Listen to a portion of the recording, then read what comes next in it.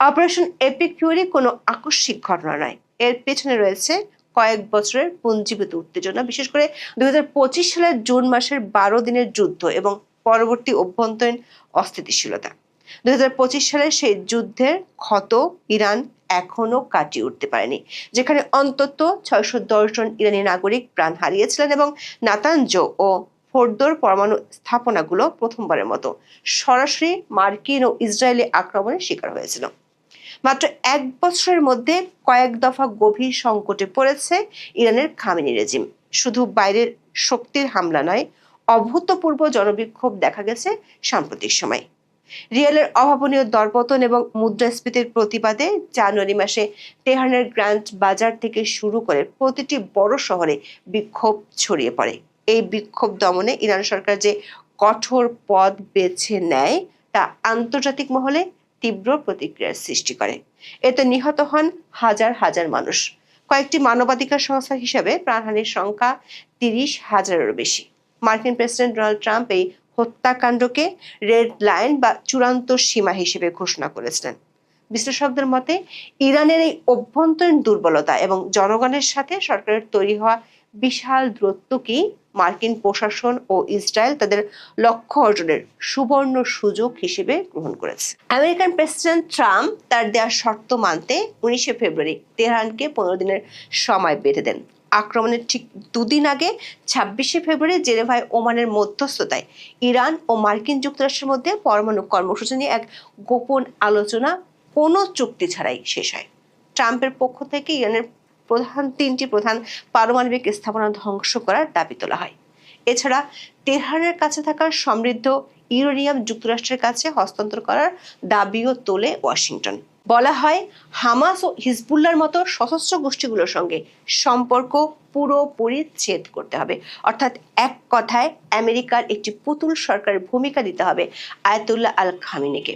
স্বাভাবিকভাবেই এমন দাবি মানেনি ইরান। দেশটির আলোচকেরা 27 ফেব্রুয়ারি জানান সমঝোতায় পৌঁছাতে হলে যুক্তরাষ্ট্রকে এসব দাবি প্রত্যাহার করতে হবে। এর কয়েক ঘন্টার মধ্যে তেহরান সহ ইরানের বিভিন্ন শহরে কর্জন তুলে হামলা চালায় আমেরিকা ও ইসরায়েলের বিমান বাহিনী। 28 ফেব্রুয়ারি ভোরের হামলাটি ছিল অত্যন্ত নিখুঁত এবং সুসমন্বিত। পেন্টাগন এবং ইসরায়েল ডিফেন্স ফোর্সেস যৌথভাবে এই অভিযান পরিচালনা করে, যেখানে আকাশপথের পাশাপাশি সাইবার হামলাও চালানো হয়, যাতে ইরানের আকাশ প্রতিরক্ষা ব্যবস্থা অকেজো করে দেওয়া হয়। দর্শক, যুক্তরাষ্ট্র এবং ইসরায়েল একযোগে হামলা শুরু করলেও দুটি অপারেশনের নাম আলাদা। আমেরিকার অভিযানের নাম অপারেশন এপিক ফিউরি, অন্যদিকে ইসরায়েলটির নাম অপারেশন লায়ন্স রোড। আক্রমণের প্রথম তরঙ্গে লক্ষ্যবস্তু করা হয় তেহরানের পস্তুর ডিস্ট্রিক্ট এবং কেশ ভারদস্ত এলাকাকে, যেখানে ইরানের সর্বোচ্চ নেতা আয়াতুল্লাহ আল খামেনির কার্যালয় এবং রাষ্ট্রপতির বাসভবন অবস্থিত। স্যাটেলাইট চিত্রে দেখা গেছে খামেনির বাসভবন চত্বরের একাংশ পুরোপুরি ধ্বংসস্তূপে পরিণত হয়েছে। ইসরায়েলি গোয়েন্দা সংস্থা মোসাদ দাবি করেছে তারা খামেনি এবং প্রেসিডেন্ট মাসুদ পেজেশকিয়ানকে সরাসরি লক্ষ্যবস্তু করেছিল। মার্কিন এবং ইসরায়েলি সামরিক বাহিনীর আক্রমণ মূলত 3টি স্তরে বিভক্ত ছিল। 1, নেতৃত্ব উচ্ছেদ, যার লক্ষ্য ছিল সরকারি কমান্ড সেন্টার এবং নেতৃত্বের বাসভবন। 2, পরমাণু অবকাঠামো, বিশেষ করে ফোর্দো, নাতানজ এবং ইস্পাহানের অবশিষ্ট পরমাণু গবেষণাগার। 3, ক্ষেপণাস্ত্র ও ড্রোন কারখানা, যার লক্ষ্য আইআরজিসির ড্রোন উৎপাদন কেন্দ্র এবং ব্যালিস্টিক মিসাইল সাইলো। আক্রমণ চলাকালীন প্রেসিডেন্ট ডোনাল্ড ট্রাম্প তার ট্রুথ সোশ্যাল প্ল্যাটফর্মে এক নাটকীয় ভিডিও বার্তা প্রচার করেন। তিনি ইরানের জনগণকে উদ্দেশ্য করে বলেন, আপনাদের মুক্তির সময় আসন্ন, আপনাদের সরকারকে দখল করে নিন।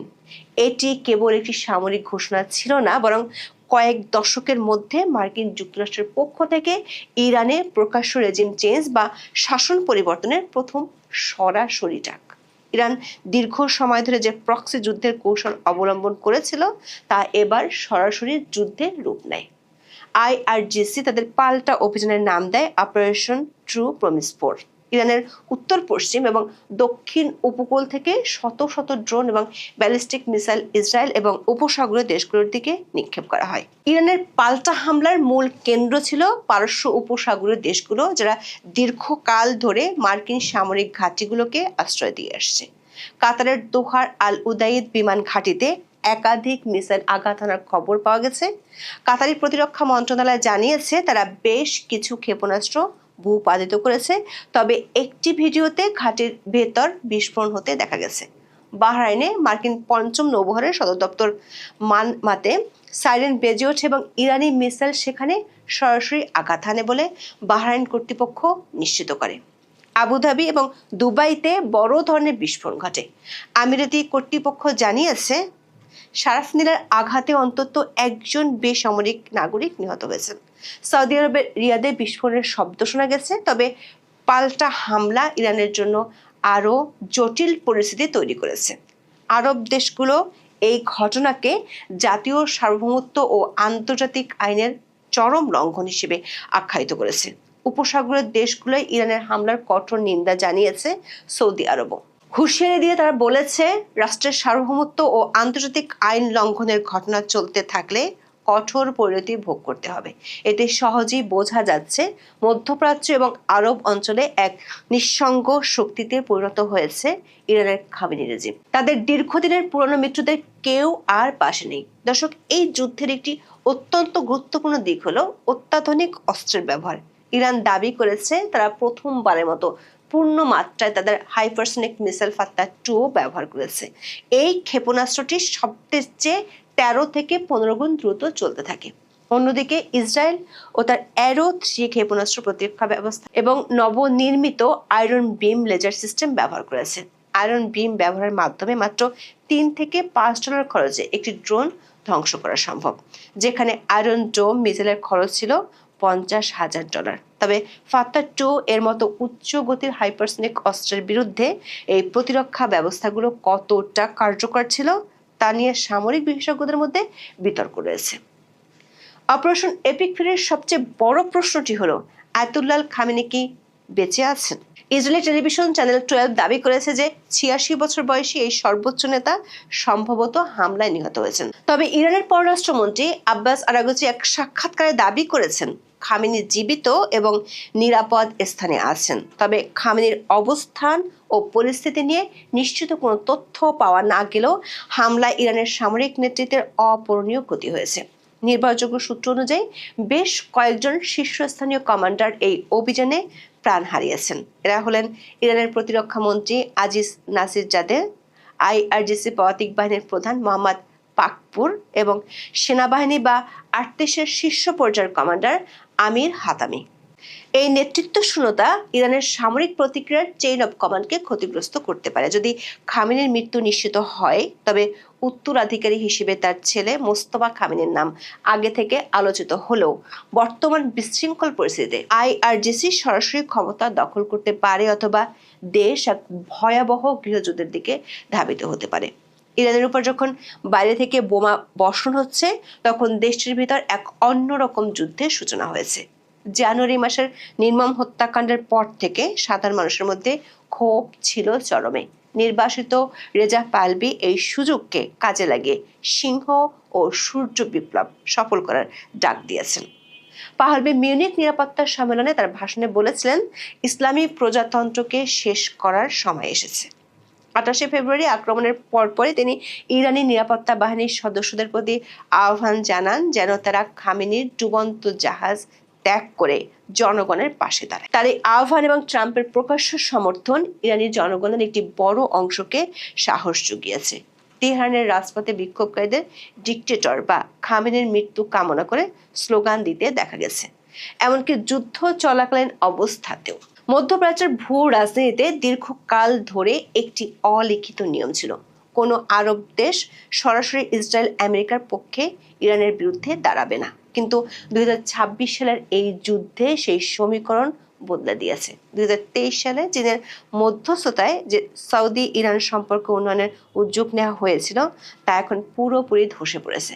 সৌদি আরব অত্যন্ত কড়া ভাষায় ইরানের নিন্দা জানিয়েছে এবং আক্রান্ত উপসাগরীয় দেশগুলো কাতার, আমিরাত, বাহরাইনের প্রতি পূর্ণ সংহতি প্রকাশ করেছে। তারা একে ইরানি আগ্রাসন হিসেবে চিহ্নিত করেছে। বাহরাইন এবং আমিরাত সাফ জানিয়ে দিয়েছে তাদের ভূখণ্ডে ইরানের হামলার জবাব দেওয়ার পূর্ণ অধিকার তাদের রয়েছে। এই আঞ্চলিক জোট ইরানকে একটি বিচ্ছিন্নতার অক্ষে বা এক্সিস অফ আইসোলেশনে বন্দী করে ফেলেছে, যেখানে ইরান আশা করেছিল ইসরায়েলি আক্রমণের মুখে তারা মুসলিম বিশ্বের সহানুভূতি পাবে। সেখানে বাস্তবতা হলো আরব দেশগুলোই এখন ইরানের শাসনের পরিবর্তন চাইছে। দর্শক, মধ্যপ্রাচ্যের যে কোনো সংঘাতের প্রথম শিকার হয় বিশ্ব অর্থনীতি।